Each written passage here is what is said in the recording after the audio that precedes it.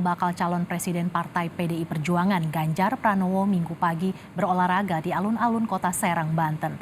Ganjar pun senam bareng dengan para warga.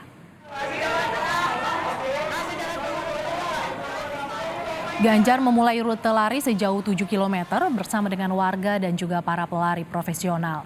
Ganjar menyebut warga antusias berolahraga bersama. Ketika ditanya soal sindiran dari bakal capres Koalisi Perubahan Anies Baswedan soal lari untuk selfie, Ganjar menyebut olahraga jadi aktivitas yang memasyarakat dan juga investasi agar tubuh tetap sehat.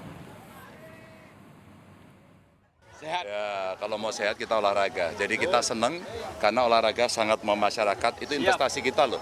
Investasi untuk kita bisa menjaga badan kita sehat. Jadi saya melihat antusiasnya, wow, luar biasa. Dan banyak di kota-kota yang selalu dalam setiap minggu pagi Car Free Day seperti ini mereka olahraga.